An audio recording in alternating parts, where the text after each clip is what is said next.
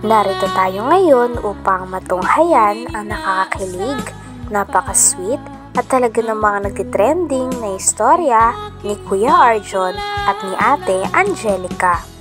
Sa pagpapatuloy ng istorya ay pumunta naman muli si Kuya Arjon doon sa pwesto nila Ate Angelica kung saan nagtitinda si Ate Angelica. Sinasamahan niya ang kanyang mama na ibenta ang kanilang mga produkto. Nang biglang lumapit naman si Arjon at biglang pinaalam ni Kuya Arjon si Ate Angelica sa mama nito. Sinabi ni Kuya Arjon na lalabas lang daw sila at may pupuntahan. At syempre dahil malaki na nga ang tiwala ng mama ni Ate Angelica kay Kuya Arjon ay pinayagan agad sila basta't pang-alala lamang ng mama ni Ate Angelica ay umuwi sila at huwag kagabihin. Kaya naman dahil doon ay sobrang tuwang-tuwa din si Ate Angelica at si Kuya Arjon dahil magkakaroon na naman sila ng oras sa isa't isa. Nang piniyagan ng mama ni Ate Angelica, ang dalawa ay talagang kitang-kita na sobrang saya nila sapagkat may balak nga silang puntahan kung saan talagang makakapag-bonding silang dalawa. Kaya naman sobrang excited na rin si Kuya Arjon na dalhin sa lugar na yon ang kanyang minamahal na si Ate Angelica. Nakawa ka? Ay, kabot. Kasi ano, ay, kawal ko.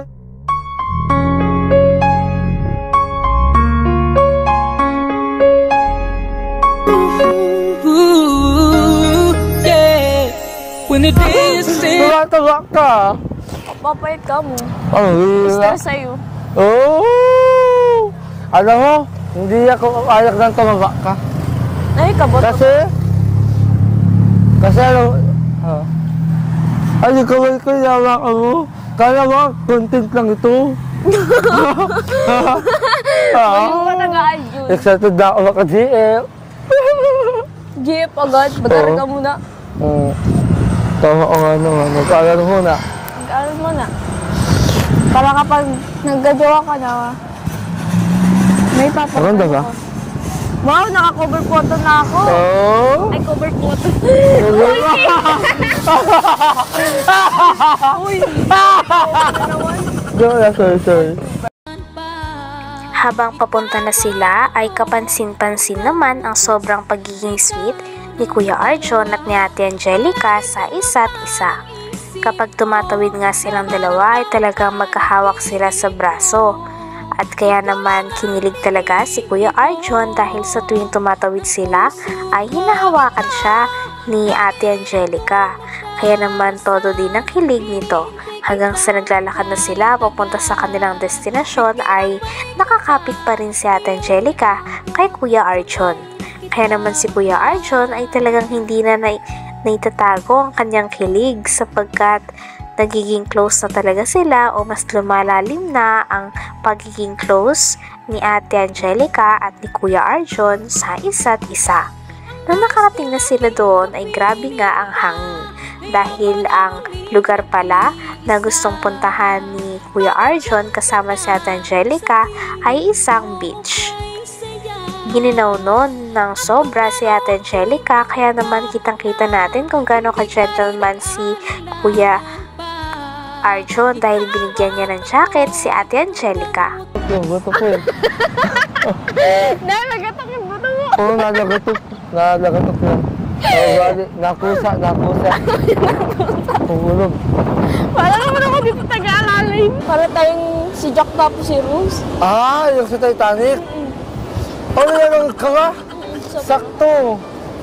Nag-jacket pa naman ako dito. Sure ka, gagamitin mo ata yan. Kaso nadudungan yung wag ko eh. Kasi important to yung wag ko kasi sa'yo.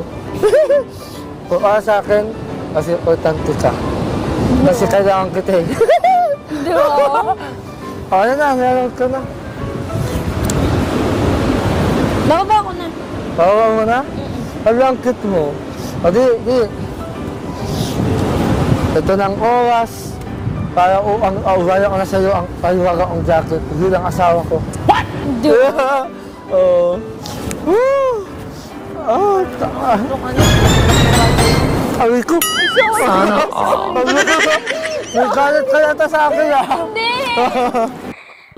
Talagang kinilig nga ang mga manonood nung binigyan ni Kuya Arjon si Ate Angelica ng jacket sapagkat kitang-kita na nag-aalala na talaga siya kay Ate Angelica. Pagkatapos naman nun ay nagbanding pa ang dalawa. Walang tigil nga ang kanilang harutan at talagang kulitan. Umiikot-ikot pa nga sila kaya naman dumating sa point na parang nahihilo na nga si Ate Angelica at si Kuya Arjon kakaikot. At nung muntika na rin sila matumba ay napaupo nga si Ate Angelica. Nag-ala Rose at Jack pa nga sila ng Titanic dahil napakahangin daw on. Si Rose daw si Ate Angelica at si Jack naman ay si Kuya Arjon kaya marami din ng taong kinilig. Dumating din sa point na pinapaikot-ikot na ni Kuya Arjon si Ate Angelica kaya kitang-kita na tuwang-tuwa ang dalawa. Pagkatapos naman ito ay nagulat din si Kuya Arjon dahil sa lakas ni Ate Angelica dahil nabuhat siya ni Ate Angelica. Oh! Grabe ka, Rose! Oh, ka... Oh?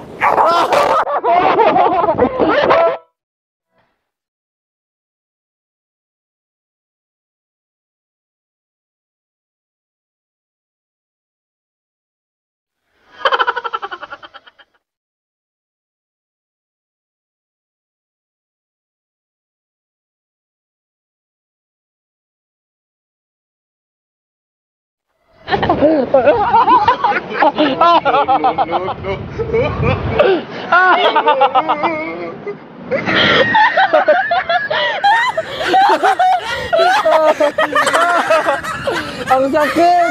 Nabanyan ako!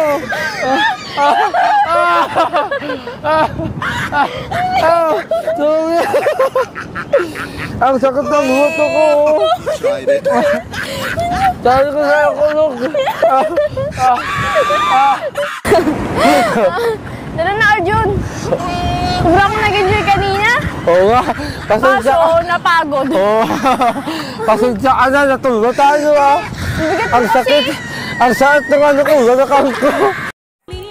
Nung napagod na ang dalawa ay umupo muna sila doon sa may silong kung saan nagpasalamat nga si Ate Angelica sapagkat kanina daw talagang feeling niya ay nalulungkot siya, masakit ang kanyang ulo at napakapagod talaga siya sa kanyang pag-aaral at sa school. Ngunit simula nakilala niya at nakita niya muli si Kuya Arjon ay talaga nagkakaroon talaga siya ng inspirasyon at sa tuwing nakikita niya ito ay napapawi daw ang kanyang pagod. Pagkatapos naman ito ay kinantahan nila ang isa't isa kaya napakaraming kinilig. Huwag ka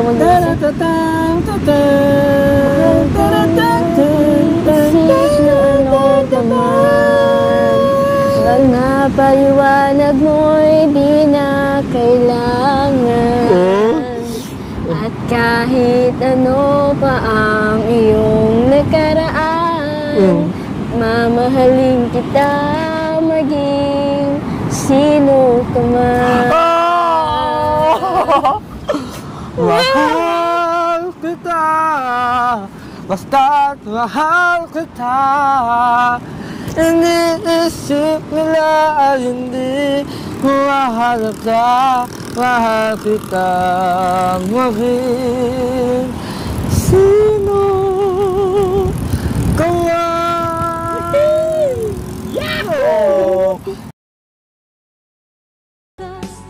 Sa huli ay naggutom na nga silang dalawa kaya pumasok na rin sila sa isang restaurant kung saan in-order nga nila ang mga cravings na talagang gusto nilang kainin na napakasasarap. At nung dumating na nga ang pagkain ay talagang napaka-sweet nila sapagkat pinagsisilbihan din ni Ate Angelica si Kuya Arjon kaya naman napakaraming kinilig lalo sa tambalan ng dalawa. Dahil patagal ng patagal, ay pasweet na talaga sila ng pasweet. Hanggang dito na lamang muna ang ating nakakilig, napaka-sweet at talaga namang nagtitrending na istorya ni Kuya Arjon at ni Ate Angelica. Maraming salamat sa inyong panonood. Hanggang sa muli. Bye!